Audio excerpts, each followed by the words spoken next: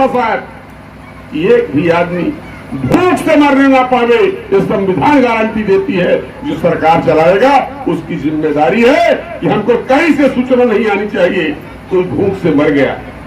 ये संविधान गारंटी देता है कि कोई आदमी इलाज के अभाव में न मरने पावे, संविधान ये भी गारंटी देता है। इस देश का कोई भी व्यक्ति बगैर आवास का न रहे, संविधान कहता है उसको आवास मुहैया कराया जाए।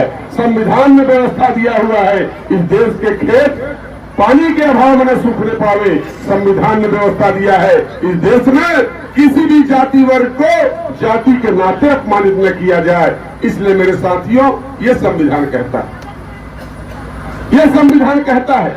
और कुछ लोग नहीं चाहते हैं संविधान रहे।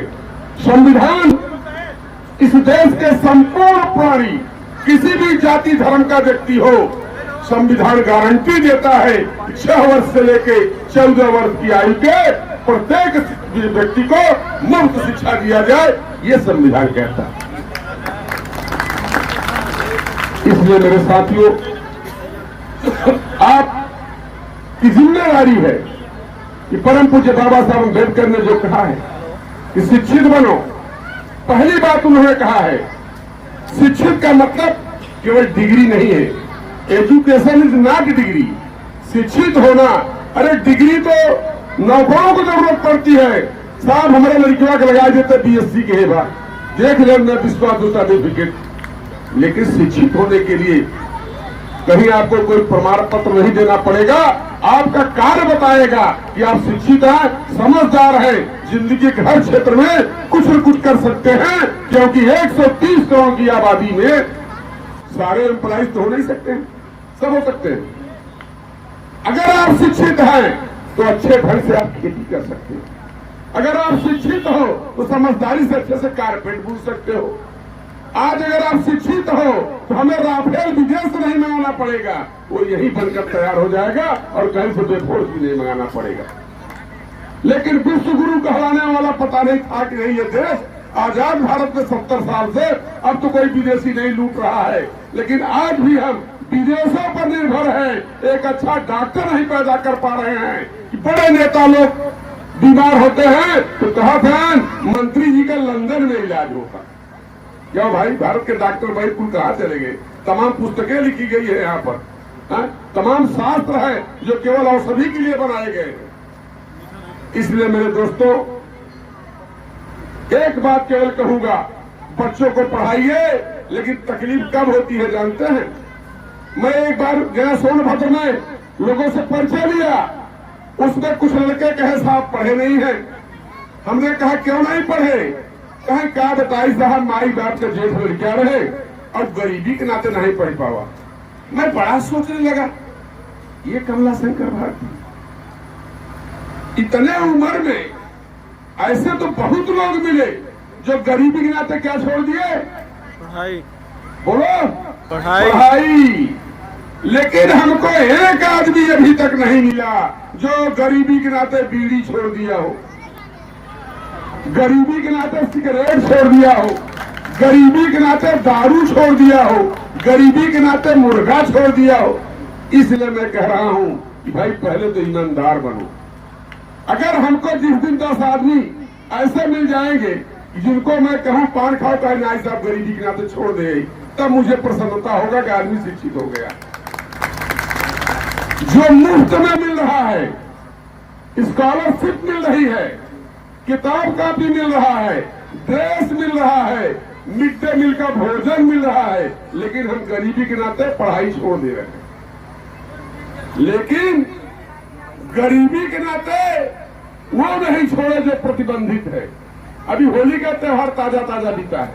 एक सर्वे के अनुसार केवल गरीबों ने जो एकदम गरीबी की रेखा के नीचे है, उनके द्वारा होली के दिन ठेका बंद होने के बावजूद कई करोड़ रुपए की शराब पी गए एक दिन पहले खरीद के। सोचिए, एक दिन पहले उसकी तैयारी है। इसलिए मेरे दोस्तों एक निवेदन करना चाहूंगा, अपनी बात खत्म करूंगा कि पहली बात, आज जिस बाबा की हम जयंती मना रहे हैं, मेरा दावा है आप स्वर्ग जाने के लिए चाहे जिस भगवान देवी देवता को मनाओ, मुझे कोई रोक नहीं है।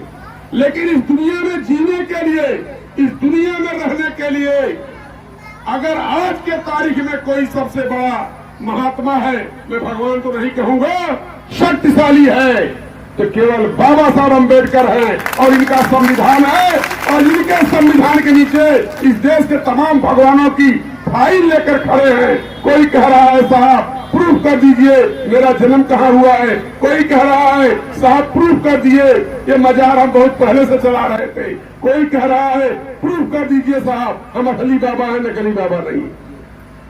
लेकिन जब बाबा साहब की बयार चली, तो बाबा साहब ने कहा शिक्षित हो, तो एक बीमारी आ गई। जो धंधेबाज चलाक लोग थे वो कहे यार कोई बाबा एक दिन छा जाएगा दुनिया में, तब उनके दलाल टहलने लगे, कहे यार कौने बाबा चक्कर पड़ा है, तुम्हारा बाबा कहता है शिक्षित हो, वो तुम्हारे बस का बात नहीं है, संघर्ष करो ये भी तुम्हारे बस का बात नहीं है, संगठित हो जाओ भी तुम्हारे बस का बात नहीं है। कहे साहब तब क्या करी, कहे चले तो के दूसरे बाबा से मिलवाओ थी, कहे वो क्या करी, कहे कुछ न करी, न तो है पढ़ाई के परे, न तो है लिखाई के परे, न तो है कुछ मेहनत करे के परे, वो बाबा के लगे चलबे काने में तोहरे मंत्र बताए दे तो कुछ दुख दूर हो जाए। अल्लाह ऐसा दुख दूर करे वाले बाबा काफी लोग जेल में मौज कर रहा है, उनका हमें नाम लेने की जरूरत नहीं रहा। तो ऐसे इतने बाबा पैदा हो गए। मैं एक दिन सुरजावा में एक महिला हमारे बगल से जा रही थी, हमने कहा कहाँ जा रही हो, आज के 10 साल पहले, कहा आज बाबा जी के संगत लाख बहु जात है। हम कहा अच्छा क्या बात से जात है, कहा भैया लड़की से हमने पूछे थे लड़कियां ना होते बड़ा ताना महना मिले थे वही बिना जात है। हम कहा यहाँ बहन ये बताओ वही बाबा के बारे में कुछ जाना थे। अब कहे भैया ये सब बताओ सात संगति में जावे, कहे तक कहे कौन बाप, हमें कहा वही बाबा के खुदे लड़कियां नहीं है जाते जाते, उनके कोई मुझे बिटिया है, दोनों दूर बिटिया है। और एक बात एक्सीडेंट हो गया बेचारू वो चला गए, हम उनकर बात नहीं कहते। इसलिए साथियों अब हम चाहते हैं कि मुझे और भी कार्यक्रम में आगे जाने हैं, और यही निवेदन करूंगा दोस्तों, आज बाबा साहब के जन्मदिन पर एक ओथ लो, एक सौगंध लो, एक प्रतिज्ञा करो कि कम से कम अगर 10 बुरी आदतें हैं तो आज एक का वादा करो मेरे सामने, एक आदत हम छोड़ देंगे। तैयार है कोई? मैं नहीं कह रहा हूं घी छोड़ दो, मैं नहीं कह रहा हूं दूध छोड़ दो मेरे भाई, एक एक 4 बुराई है तो एक साथ नहीं छोड़ सकते हो, तो 4 त्योहार को छोड़ देना तो छोड़ सकते हो बुराई। हाथ उठाइए कितना बुराई छोड़ेंगे। चलिए अगर मान लीजिए चलो भाई हम दारू भी पीते हैं, गांजा भी पीते हैं, चलो भाई पहले एक छोड़ दो, सिगरेट पीते हैं, पान खाते हैं, दोनों करते, एक बार ही छोड़ देना, एक बार अगले जन्मदिन पर छोड़ देना, तभी तो कुछ बुराई खत्म हो जाएगी। और मेरे दोस्तों एक रोटी कम खाओ लेकिन बच्चों को जरूर पढ़ाओ।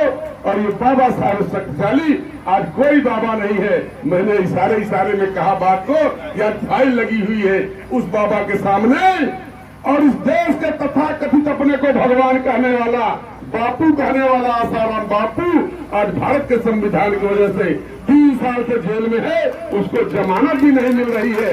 और आपको बता दूं वो गिरफ्तार कहाँ हुआ था, कोई नहीं बता सकता इसमें जो बैठे, क्योंकि हम पढ़ते नहीं, ध्यान नहीं देते। इंदौर में गिरफ्तार हुआ था जहां पर बाबा साहब पैदा हुए थे, यानी वहां गिरफ्तार हुआ जहां बाबा साहब पैदा हुए, और जेल बंद है तो बाबा साहब के संविधान की वजह से। इसलिए मेरे दोस्तों, मेरे भाइयों,